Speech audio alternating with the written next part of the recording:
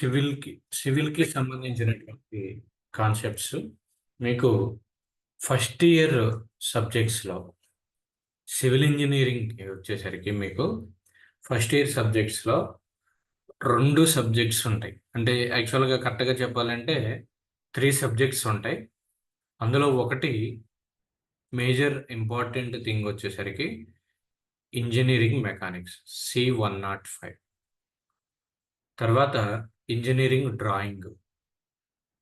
మనం రెగ్యులర్‌గా క్లాస్‌లో చూసేటువంటి ఇంజినీరింగ్ డ్రాయింగ్ ఎలాగో అదే మీకు చెప్తున్నాం గదా! ఆల్రెడీ క్లాస్‌లో అది. తర్వాత ఈ సర్వేయింగ్. ఈ 3 సబ్జెక్టులు గూడా సివిల్ ఇంజినీరింగ్స్‌కి ఉంటది. మిగతా వాళ్ళకి, మనకి తేడా ఏంటంటే, ఈ యొక్క డ్రాయింగ్ ఏదైతే ఉందో, ఇది సివిల్ అండ్ మెకానికల్‌కి సంబంధించినటువంటి మేజర్ సబ్జెక్ట్ అనమాట ఇది. సివిల్ అండ్ మెకానికల్‌కి సంబంధించి. ఈరోజు క్లాస్‌లో మనం డిస్కస్ చేసేటువంటి సబ్జెక్టు ఇంజినీరింగ్ మెకానిక్స్. ఇది మీ యొక్క సివిల్ ఇంజినీరింగ్ మొత్తానికి కూడా చాలా బేస్ సబ్జెక్టు. బ్రాంచ్ సబ్జెక్టులో బేస్ సబ్జెక్టు. ఇంజినీరింగ్ మెకానిక్స్ అర్థమైతే రిమైనింగ్ సబ్జెక్ట్స్ అన్నీ కూడా మీకు చాలా ఆడతా పాడతా చేసేయొచ్చు. ఇక్కడ ఇంజినీరింగ్ మెకానిక్స్ కొద్దిగా టఫ్‌గా ఉంటుంది అనే భావనలో మీ సీనియర్స్ గానీ, ఎవరినన్నా అడిగినా గానీ చెప్తారు. కాబట్టి ఎక్కువ ఫోకస్సు మన యొక్క ఈ ప్రోగ్రామ్‌లో కూడా సర్వేయింగ్ 1 అంటే థియరీ థియరిటికల్ ఎక్కువుంటుందనమాట. థియరీ. అదే ఇంజినీరింగ్ మెకానిక్స్ వచ్చేసరికి ప్రాబ్లమాటిక్ ఎక్కువుంటుంది. కాబట్టి మనం వీలైనంత ఎక్కువ ఫోకస్సు ఇంజినీరింగ్ మెకానిక్స్ మీద పెడతాము. తర్వాత సర్వేయింగ్ మీద పెడతాము. అంటే మీకు ఫ్రైడే జరిగేటువంటి ప్రోగ్రామ్‌లో ఇంజినీరింగ్ మెకానిక్స్‌ని మెయిన్‌గా ట్రీట్ చేయండి. ఎందుకంటే అది టఫ్ సబ్జెక్టు ప్లస్ కంటిన్యూయేషన్ ప్రాబ్లమాటిక్‌గా ఉంటుంది కాబట్టి. అయితే సిలబస్‌లోకొచ్చేసరికి ఈ ఇంజినీరింగ్ మెకానిక్స్ మీకు అర్థం కావాలి అంటే బేసిక్‌గా మ్యాథమెటిక్స్ యొక్క ఫండమెంటల్స్ ఉండాలి. మ్యాథమెటిక్స్ యొక్క ఫండమెంటల్స్ అంటే ఎస్పెషల్‌గా ట్రిగ్నామెట్రీ యొక్క ట్రిగ్నామెట్రీ ట్రిగ్నామెట్రీ యొక్క ఫండమెంటల్స్ అనేది ఉండాలి. పర్టిక్యులర్‌గా సైన్ థీటా అంటే ఏంటి? Cos theta, tan theta, Pythagoras rule ఏదైతే ఉందో, ఆ పైథాగరస్ రూల్ మీద ట్రిగ్నామెట్రీ యొక్క ఫండమెంటల్స్ మీద ఇది డిపెండ్ అవుతుంది ఇంజినీరింగ్ మెకానిక్స్. అలానే ఫిజిక్స్ యొక్క బేసిక్స్, ఫిజిక్స్‌లో ఉండేటువంటి ఫోర్స్ ఏదైతే ఉందో, ఆ ఫోర్స్‌కి సంబంధించినటువంటి కాన్సెప్ట్ మీద మనం ఎక్కువగా బేసిక్ అనేది నేర్చుకోవాలి. సో, ఇంజినీరింగ్ మెకానిక్స్ యొక్క బేసిక్ రిక్వైర్మెంట్స్ ఏంటి అంటే, మనకి ట్రిగ్నామెట్రీ, మ్యాథమెటిక్స్, ఫిజిక్స్ బేసిక్స్ అనమాట. సో, ఒక్కసారి ఇందులో ఉన్నటువంటి సిలబస్ అనేది ఎలా ఉంది అనేది ఒకసారి చూద్దాం. అయితే మీరు వర్రీ అవ్వాల్సిన పని లేదు. నేను so much expertise about this subject. Mechanics అనేది మీకు చాలా ఈజియెస్ట్ వేలో అర్థమయ్యే విధంగా 100% నేను మీకు చెప్తాను. దాని గురించి అసలు వర్రీ అవ్వాల్సిన పని లేదు. బట్ క్లాస్‌ని పర్ఫెక్ట్‌గా ఫాలో అవ్వండి. ఏ రోజు చెప్పింది ఆ రోజు. Now coming to this syllabus point of view, this one. Engineering mechanics. ఇంజినీరింగ్ మెకానిక్స్‌లో ఇంట్రడక్షన్ అనేది ఉంది. అంటే బేసిక్ రిక్వైర్మెంట్స్ అంటే ఇంజినీరింగ్ మెకానిక్స్ యొక్క ఫండమెంటల్స్ మీద ఒక షార్ట్ ఆన్సర్ ఇస్తారు. తర్వాత అంటే 3 మార్క్స్ వెయిటేజ్ మాత్రమే ఉంటుంది. తర్వాత ఫోర్స్ అండ్ మూమెంట్స్. చెప్పాను కదా ఇందాక ఫిజిక్స్‌లో ఉండేటువంటి ఫోర్స్ అయితే ఏదైతే ఉందో, ఆ ఫోర్సు దానికి సంబంధించినటువంటి మూమెంట్ ఎఫ్ అనేది ఎఫ్ ఈక్వల్ టు ఎంఏ. అలాగే మొమెంట్ వచ్చేసరికి ఈ యొక్క ఫోర్స్ ఇంటూ డిస్ప్లేస్మెంట్. వీటి మీద ఎక్కువ ఫోకస్ ఉంటుంది. ఇది ఒక్కటే మీకు 26 మార్క్స్ వెయిటేజ్ ఉంటుంది. 26 మార్క్స్ వెయిటేజ్ అనేది ఉంటుందన్నమాట. సో, ఫోర్స్ అండ్ మొమెంట్స్ మీద ఒక్క చాప్టర్ మీదే మీకు 26 మార్క్స్ వెయిటేజ్ ఉంటుంది. 2 షార్ట్ ఆన్సర్స్ ఉంటది. 2 ఎస్సే క్వెషన్స్ ఉంటాయి. Next centroid moment of inertia. చాలా ఈజీది. ఈ యొక్క మెకానిక్స్ మొత్తం మీద సెంట్రాయిడ్ మూమెంట్ ఆఫ్ ఇనర్షియా అనేది మీకు చాలా ఈజీ బేసిక్ కాన్సెప్ట్ అన్నమాట. అయితే మీరు మీ యొక్క ఫిజిక్స్లో చూసుంటారు కొన్ని ఫండమెంటల్సే సెంట్రాయిడ్ మూమెంట్ ఆఫ్ ఇనర్షియా. దాని యొక్క కంటిన్యూషన్ ఇక్కడ ఉంటుంది. అది 13 marks weightage centroid, moment of inertia 16 marks. అంటే ఫర్ ఎగ్జాంపుల్ మీరు దీన్ని చూసినట్లయితే ఈ బాటిల్ ఉంది. ఈ బాటిల్ని ఇలా పట్టుకున్నాం. ఇలా పట్టుకున్నప్పుడు సెంటర్లో పట్టుకుంటే ఏమవుతుంది అంటే మీకు బ్యాలెన్స్డ్గా ఉంటుంది. అదే ఈ ఎడ్జ్లో ఇలా పెట్టామనుకోండి ఏమవుతుంది, ఇలా పడిపోతుంది. అంటే దీని యొక్క బ్యాలెన్సింగ్ ఆఫ్ ఫోర్సెస్ అనేది ఇంపార్టెంట్ అనమాట. యాక్ట్ అయ్యేటువంటి ఫోర్సెస్ అంటే దీని యొక్క సెంట్రాయిడ్ని ఐడెంటిఫై చేయాలి. అలానే ఒక బిల్డింగ్ కట్టాలి అనుకోండి సివిల్ ఇంజనీర్గా, దాని యొక్క సెంటరాయిడ్ సపోజ్ మీకు ఒక ఇంట్లో ఉండేటువంటి పిల్లర్స్, ఇది ఒక కాలం అనుకుంటే ఇది ఇంకొక కాలం. అంటే మన పిల్లర్స్ ఉంటాయి కదా, గోడలకు ఉండేటువంటి పిల్లర్స్. ఈ పిల్లర్స్ మీద ఇలా స్లాబ్ వేస్తారు, దీని మీద స్లాబ్ వేస్తారు. ఈ యొక్క స్పాను 3 మీటర్స్ కంటే ఎక్కువ ఉండకూడదు. 3.5 మీటర్స్ కంటే ఎక్కువ ఉండకూడదు. అది పెరిగింది అనుకోండి, ఇప్పుడు ఏమైందంటే దీని మీద ఫోర్స్ యాక్ట్ అయినప్పుడు ఇది బెండ్ అయిపోతుంది. అంటే బ్రేక్ అయ్యేటువంటి అవకాశం అనేది ఉంటుందన్నమాట. సో అందుకని మనం దాని యొక్క సెంట్రాయిడ్ అనేది ఫైండ్ అవుట్ చేయాలి. అంటే టోటల్ ఏరియాకి సెంట్రాయిడ్ ఎక్కడ. సపోజ్ ఈ మొబైల్ తీసుకున్నాం అనుకోండి, ఈ మొబైల్కి సెంటర్ పాయింట్ ఎక్కడ, సెంటర్ పొజిషన్ ఎక్కడ. ఈ పెన్ను తీసుకున్నారనుకోండి, ఈ పెన్నుకి సెంటర్ పొజిషన్ ఎక్కడ. అలానే మూమెంట్ ఆఫ్ ఇనర్షియా అంటే ఏంటి అంటే టోటల్ వెయిట్, సపోజ్ ఈ బాటిల్కి టోటల్ మాస్ అనేది ఎక్కడ యాక్ట్ అవుతుంది, ఈ పొజిషన్లో యాక్ట్ అవుతుందా, ఇక్కడ యాక్ట్ అవుతుందా, ఇక్కడ యాక్ట్ అవుతుందా, ఎంత డిస్టెన్స్లో యాక్ట్ అవుతుంది అనేది మనం కనుక్కుంటాం. సో అది మూమెంట్ ఆఫ్ ఇనర్షియా. ఈ మూమెంట్ ఆఫ్ ఇనర్షియా నుంచి 16 మార్క్స్ వస్తాయి. సో దీని నుంచి ఈజీగా 29 మార్క్స్ ఇక్కడ సెంట్రాయిడ్ మూమెంట్ ఆఫ్ ఇనర్షియా నుండి రావడం జరుగుతుంది.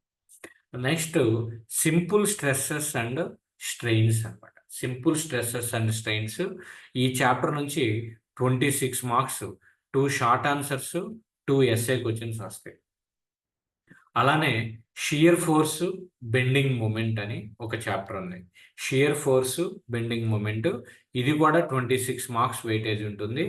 2 షార్ట్ ఆన్సర్స్, 2 ఎస్ఏ క్వశ్చన్స్. అయితే సిలబస్ అసలు ఇన్ డీటెయిల్డ్గా సిలబస్ అనేది చూద్దాం. ఒక్కొక్క చాప్టర్ గురించి ఈరోజు ఎక్స్ప్లెయిన్ చేస్తూ వెళ్తాను. ఇక్కడ మీకు ఫస్ట్ చాప్టర్లో ఉండేటువంటిది ఏంటి అంటే చూడండి, ఇంట్రడక్షన్లో 3 మార్క్స్ చెప్పాను. డిఫైన్ మెకానిక్స్, అసలు మెకానిక్స్ అంటే ఏంటి, ఇంజనీరింగ్ మెకానిక్స్ యొక్క అప్లికేషన్స్ ఎక్కడెక్కడ ఇది అప్లై అవుతుంది. తర్వాత ఇంజనీరింగ్ మెకానిక్స్లో ఉండేటువంటి బ్రాంచెస్ ఏంటి, ఆ బ్రాంచెస్ ఏంటి అంటే స్టాటిక్స్, డైనమిక్స్, కైనెటిక్స్, కైనమాటిక్స్. అంటే ఒక బెస్ట్ ఎగ్జాంపుల్ చెప్తా. ఇప్పుడు ఒక బాడీ ఉంది, ఇలా ఒక బాడీ ఉంది. ఈ బాడీ మీద ఈ డైరెక్షన్లో ఒక ఫోర్స్ యాక్ట్ అవుతుంది, ఈ డైరెక్షన్లో ఒక ఫోర్స్ యాక్ట్ అవుతుంది, ఇలా ఒక ఫోర్స్ యాక్ట్ అవుతుంది. ఇలా నెంబర్ ఆఫ్ ఫోర్సెస్ అనేవి యాక్ట్ అవుతున్నాయి. ఇది ఒక హారిజాంటల్ సర్ఫేస్. ఆ హారిజాంటల్ సర్ఫేస్ మీద ఉన్నటువంటి బాడీ మీద 3 ఫోర్సెస్ యాక్ట్ అవుతున్నాయి. Force number 1, force number 2, force number 3. ఇప్పుడు అసలు మెకానిక్స్ అంటే ఏంటి అంటే the branch of science which will study the forces acting on the body. The branch of science which will study the forces acting on the body when the body is in the rest position or in the motion position. అంటే ఒక body అనేది రెస్ట్లో ఉన్నా లేదా మోషన్లో ఉన్నా, రెస్ట్లో ఉన్నా కానీ move అవుతూ ఉన్నా కానీ. ఫర్ ఎగ్జాంపుల్ ఒక కారు ఉంది, ఈ కారు రెస్ట్లో ఉన్నప్పుడు నువ్వు దాని మీద కూర్చుని ఉన్నావు, అప్పుడు దాని మీద ఫోర్సెస్ యాక్ట్ అవుతున్నాయి. ఏమేమి ఫోర్సెస్ యాక్ట్ అవుతాయి అంటే నీ యొక్క వెయిట్ యాక్ట్ అవుతుంది, అలానే కారు యొక్క సెల్ఫ్ వెయిట్ యాక్ట్ అవుతుంది, అలానే గ్రావిటేషనల్ ఫోర్స్ యాక్ట్ అవుతుంది. అదే అంటే అది రెస్ట్లో ఉన్నప్పుడు దాని మీద యాక్ట్ అవుతున్నటువంటి ఫోర్సెస్ని కనుక మనం స్టడీ చేస్తే కనుక దాన్ని మెకానిక్స్ అంటారు. రెస్ట్లో ఉన్న at the same time car move అవుతూ ఉంది, మూవ్ అవుతున్నప్పుడు కూడా ఏమవుతుందంటే దాని మీద నెంబర్ ఆఫ్ ఫోర్సెస్ అనేది యాక్ట్ అవుతూ ఉంటాయి. మూవ్ అవుతున్నప్పుడు కానీ రెస్ట్లో ఉన్నప్పుడు కానీ ఒక బాడీ మీద యాక్ట్ అయ్యేటువంటి ఫోర్సెస్ని స్టడీ చేయడాన్నే ఇంజనీరింగ్ మెకానిక్స్ అంటారు. ఆ మెకానిక్స్లోనే రెస్ట్లో ఉంటేనేమో స్టాటిక్స్ అంటారు, బాడీ మూవ్ అవుతుంటేనేమో డైనమిక్స్ అంటారు. ఓకే, ఒక బాడీని స్టడీ చేయడమే మెకానిక్స్ అనమాట. సపోజ్ ఇలా ఇది ఒక బాటిల్ ఉంది, ఈ బాటిల్ ఇలా పెట్టుంది. ఈ బాడీ మీద యాక్ట్ అయ్యేటువంటి ఫోర్సెస్ని కానీ ఈ బాడీలో ఉన్నటువంటి మూమెంట్ని కానీ స్టడీ చేసేటువంటి దాన్ని ఏమంటారు అంటే మెకానిక్స్ అంటారు. ఈ బాడీ ఇలా రెస్ట్లో ఉన్నప్పుడు స్టడీ చేస్తేనేమో అన్ని స్టాటిక్స్ అని అంటారు. అదే బాడీ మూవ్ అవుతూ ఉంది, ఇలా బాడీ మూవ్ అవుతూ ఉంది, దీని మీద యాక్ట్ అయ్యేటువంటి ఫోర్సెస్ని స్టడీ చేస్తేనేమో డైనమిక్స్ అంటారు. మరలా ఈ డైనమిక్స్లో కూడా 2 టైప్స్ ఉంటుంది. అదేంటంటే కైనెటిక్స్, కైనమాటిక్స్ అని చెప్పి. సో ఈ చాప్టర్లో వాటి గురించి చూస్తాము. దాంట్లో list the system of measurements and units అని, అంటే మనం ఆల్రెడీ మొన్న ఫిజిక్స్ క్లాస్లో చెప్పుకున్నాం కొన్ని యూనిట్స్ అండ్ మెజర్మెంట్స్ అని చెప్పి. అంటే ఫోర్స్కి యూనిట్ ఏంటి చెప్పండి ఎవరైనా, what is the unit for force? మృదుని అటెండ్ అవ్వలేదు అనుకుంటా. ఇక్కడ వైష్ణవి, ఫోర్స్కి యూనిట్ ఏంటి?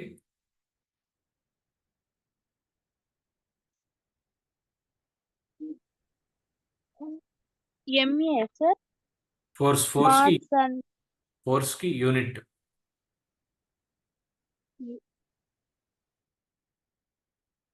ఫిజిక్స్లో చెప్పాను కదా, what is the unit for force?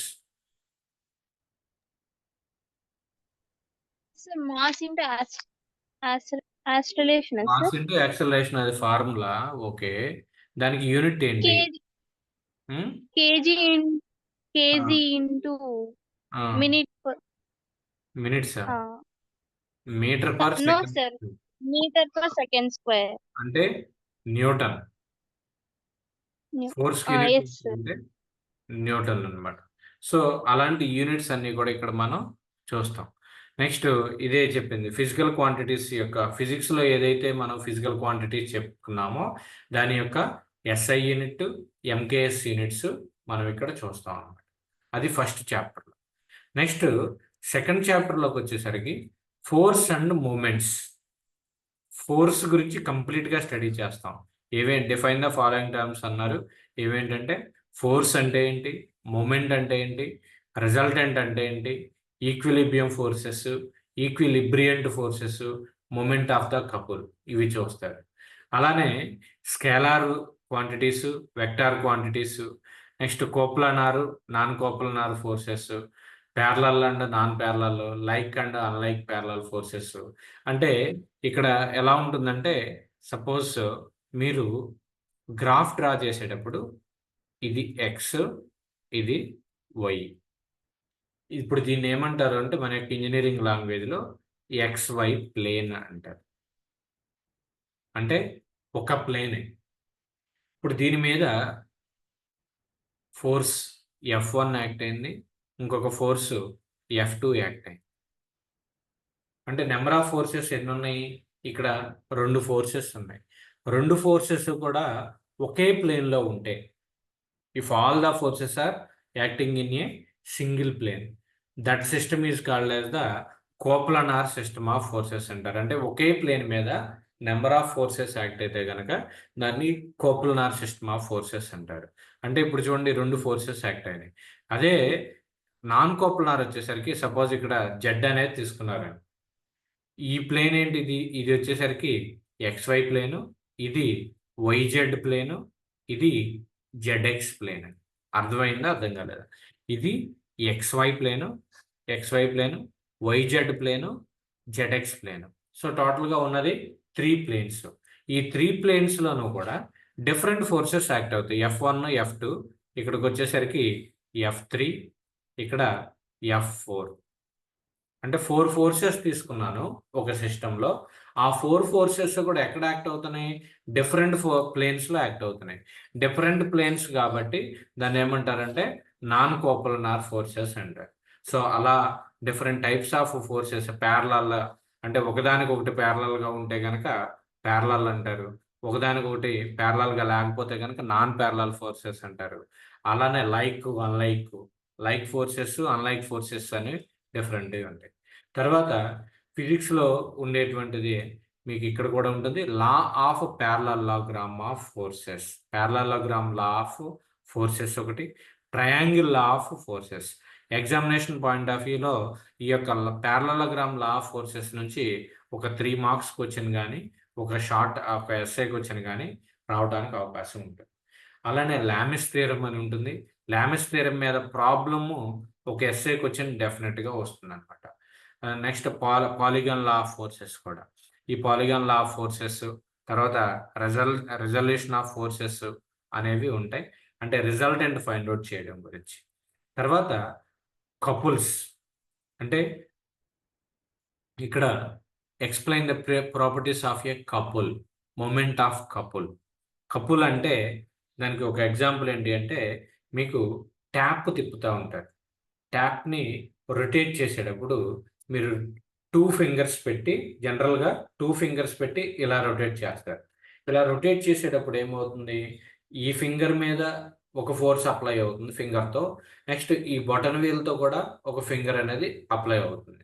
So ఇప్పుడు ఏమవుతుందంటే ఇలా రొటేట్ చేసినప్పుడు ఈ బటన్ వేల్ ఏమో ఈ డైరెక్షన్లో మూవ్ అవుతుంది, ఈ యొక్క చూపుడు వేలు వచ్చేసరికి ఇటువైపు మూవ్ అవుతుంది. సో ఆపోజిట్గా యాక్ట్ అవుతూ ఉంటుంది. అదే కపుల్ అనమాట. కపుల్ అనేటువంటిది అది. నెక్స్ట్ సపోజ్ ఈ పెన్ను ఉందండి, ఈ పెన్ను ఇలా రొటేట్ అవుతుంది, ఇలా పట్టుకున్నప్పుడు ఇలా రొటేట్ చేస్తున్నాం. ఇది కూడా కపుల్కి ఎగ్జాంపుల్ కిందనే మనం ట్రీట్ చేస్తాం. సో వాటి గురించి డిస్కస్ చేస్తాము. తర్వాత ఈక్విలిబ్రియం అండ్ రిజిడ్ బాడీ అనేది ఉంటుంది. ఈక్విలిబ్రియం, కండిషన్స్ ఆఫ్ ఈక్విలిబ్రియం అంటారు. అది నేను మీకు సబ్జెక్ట్లోకి వెళ్ళే కొద్దీ అది చెప్తాను. అది సెకండ్ చాప్టర్కి సంబంధించి. నెక్స్ట్ థర్డ్ చాప్టర్లోకి వచ్చేసరికి సెంట్రాయిడ్ అంటే ఒక బెస్ట్ ఎగ్జాంపుల్ చెప్తా.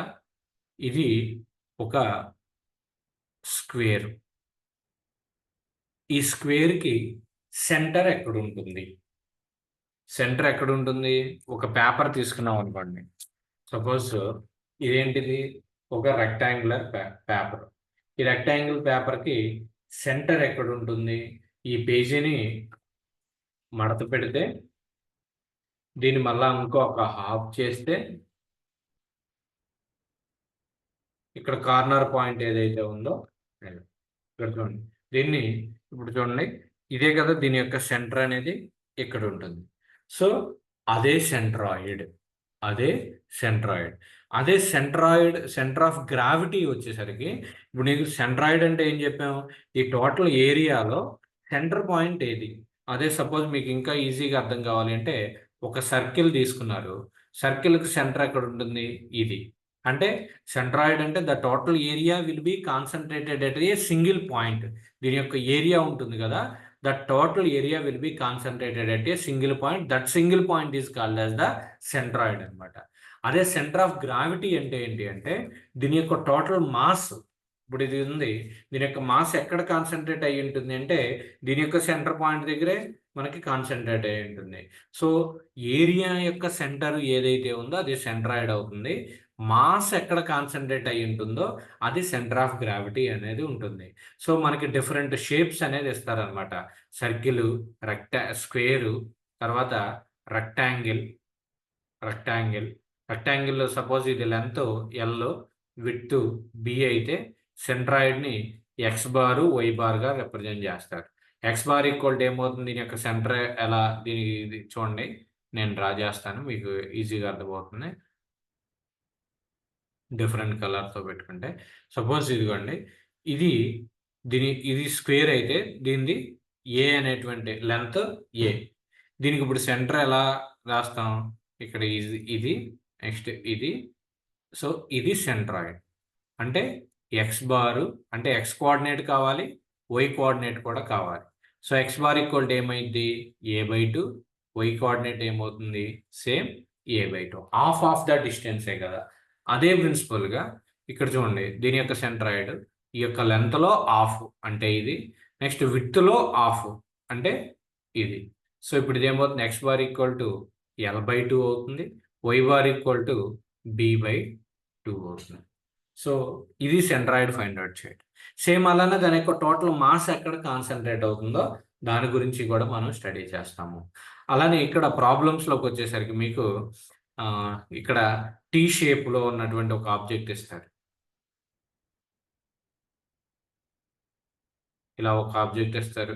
ఎల్ షేప్లో ఉన్నటువంటి ఒక ఆబ్జెక్ట్ ఇచ్చి దానికి సెంట్రాయిడ్ ఫైండ్ అవుట్ చేయమంటారు. ఐ సెక్షన్ అంటారు. ఐ సెక్షన్ ఇలా ఇచ్చి దీనికి సెంట్రాయిడ్ ఫైండ్ అవుట్ చేయమంటారు. Next C section, channel section ఇలా ఉంటుంది. దీనికి సెంట్రాయిడ్ ఫైండ్ అవుట్ చేయమంటారు. కొన్నిసార్లు జెడ్ సెక్షన్ ఇస్తారు ఎగ్జామ్లో. జెడ్ ఇలా ఉంటుంది. ఈ జెడ్ సెక్షన్కి మనం సెంట్రాయిడ్ అంటే ఎక్స్ బార్ వై బార్ని మనం ఫైండ్ అవుట్ చేయాలి. ఎక్స్ బార్ అంటే ఏంటి, వై బార్ అంటే ఏంటి. సో ఈ యొక్క చాప్టర్లో మనం అది ఫైండ్ అవుట్ చేస్తాం. చాలా ఈజీ సబ్జెక్టు. దీని నుంచే మనకి వెయిటేజీ 13 మార్క్స్ ఉంటుంది. ఓకే, అదొకటి. సేమ్ అలానే moment of inertia. Moment of ఇనర్షియాలో 2 థీరమ్స్ ఉంటాయి. ఏంటి అంటే ఇక్కడ చూడండి, define moment of inertia. Moment of inertia అంటే ఏంటి? మొమెంట్ ఆఫ్ ఇనర్షియా ఎంఐతో రిప్రజెంట్ చేస్తారు. MI.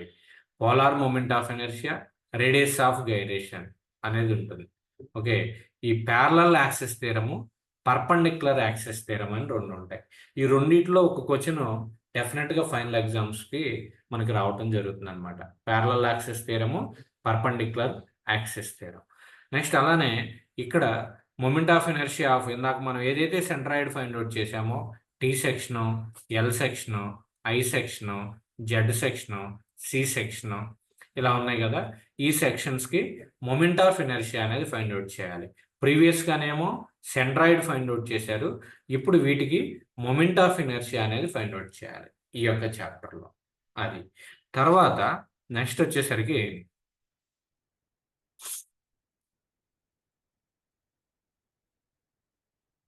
Stresses and strains.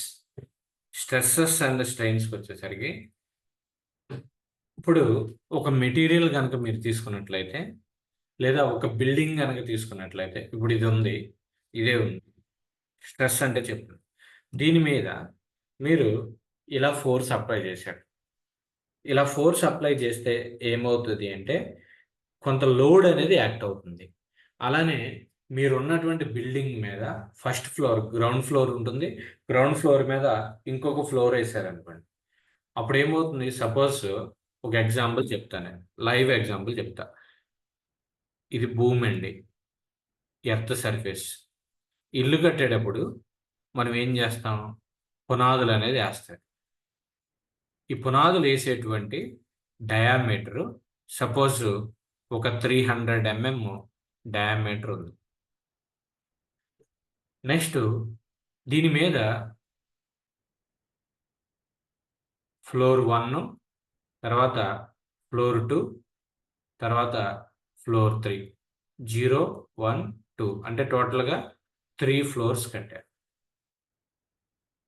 Next same అదే ఎర్త్ ఉంది. దీని మీద ఇక్కడ పునాదులు వచ్చేసరికి జస్ట్ డయామీటర్ 200 mm కట్టారు. 200 mm ఉన్నటువంటి పిల్లర్స్ మాత్రమే వేశాను. ఓకే, వీటిని ఏమంటారంటే యాక్చువల్గా మన సివిల్ లాంగ్వేజ్లో పైల్స్ అంటారు. ఇప్పుడు ఇది ఏమో 300 mm వేసా, ఇది వచ్చేసరికి 200 mm వేసా. దీని మీద నేను మరలా సేమ్ అలానే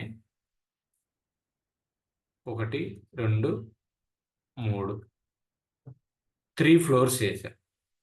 ఈ రెండిట్లో ఏది ఎక్కువ స్ట్రెంగ్త్తో ఉంటుంది? ఫస్ట్ కేసులో ఉన్నదా, సెకండ్ కేసులో ఉన్నదా? చెప్పమ్మా Vaishnavi. First case first case. What is the reason? అంటే పైన బిల్డింగ్ మనకి అంటే ఇది అంటే స్ట్రాంగ్ గా ఉంటేనే కదా సార్ పైన గానీ మనకు ఏదైనా ఎందుకు రీజన్ ఏంటి? అవడం రెండింటికి కానీ డిఫరెన్స్ ఏంటి చెప్పు. అంటే ఇప్పుడు దాని మీద ఇంకో ఫ్లోర్ వేయాలంటే మనకి ఇది ఫస్ట్ కేస్ అనేది స్ట్రాంగ్ గా ఉండాలి కదా సార్. స్ట్రాంగ్ ఉంటుంది. ఎందుకు ఉంటుంది స్ట్రాంగ్ గా? రీజన్ ఏంటి? డిఫరెన్స్ ఏంటి అంటే ఇక్కడేమో 300 mm డయా వాడా, 300 mm సైజ్ ఉన్నటువంటి పైల్ అనేది వాడాను. ఇక్కడికి వచ్చేసరికి 200 mm ఉన్నదే వాడా. డిఫరెన్స్ అర్థమైందా అది? Yes sir. ఇప్పుడు ఇది ఏమవుతుంది, దీనికంటే తగ్గించాను, 200 mm పెట్టా. 200 mm పెడితే ఏమవుతుందంటే వీక్ అయిపోతుంది. ఇప్పుడు మీరు ఇల్లు కట్టుకునేటప్పుడు రాడ్లు పెడతారు కదా, ఈ రాడ్లు సపోజ్ ఇవన్నీ ఇదిగో 4 పెట్టాను. 4 పెడితే ఎక్కువ స్ట్రెంత్ ఉంటుందా? రెండే పెట్టా. ఏది ఎక్కువ స్ట్రెంత్ ఉంటుంది? రాడ్లు 4 పెడితే ఎక్కువ ఉంటుందా, 2 పెడితే ఎక్కువ ఉంటుందా? 4 పెడితే 4 పెడితేనే 4 ఎక్కువ సార్. ఉంటుంది. సో ఇప్పుడు ఏంటి అంటే ఇక్కడ నీకు 300 mm డయామీటర్ అంటే ఈ సైజు ఉంటుంది. అదే 200 mm డయామీటర్ అంటే జస్ట్ ఇంతే సైజు ఉంటుంది. అంటే దాని యొక్క బేస్మెంట్ అనేది తగ్గిపోతుంది. బేస్మెంట్ తగ్గిపోయినా కానీ నువ్వు దాని మీద 3 ఫ్లోర్స్ వేసావు, కానీ ఇక్కడ బేస్మెంట్ ఎక్కువగా ఉంటే 3 ఫ్లోర్స్ వేసాడు. సో దీని యొక్క లైఫ్ అనేది ఎక్కువగా ఉంటుంది, దీని యొక్క లైఫ్ అనేది తక్కువగా ఉంటుంది. అంటే ఇది వీక్గా ఉంటుంది. అంటే మన మనిషిలాగానే దానికి కూడా ఎగ్జాంపుల్ ఏంటంటే మనిషి లావుగా ఉన్నారు అనుకోండి, బాగా లావు కాదు, సరిపడా ఉన్నారు అనుకోండి, మనం ఏ పనైనా చేయగలుగుతాం, దాని యొక్క స్ట్రెంత్ అనేది ఎక్కువగా ఉంటుంది. అదే వీక్గా బక్కగా ఉన్నారు అనుకోండి, ఏమవుతుంది, ఏదైనా ఒక వెయిట్ మన మీద పెట్టినప్పుడు ఏమవుతుంది, మన బాడీ అనేది స్ట్రెస్ ఫీల్ అవుతుంది అనమాట. సో ఇప్పుడు ఏమిటంటే ఈ యొక్క ఎన్ని ఫ్లోర్స్ వేసినా కానీ ground floor, first floor, second floor, third floor. 1 minute power cut అయింది, 1 minute అమ్మా.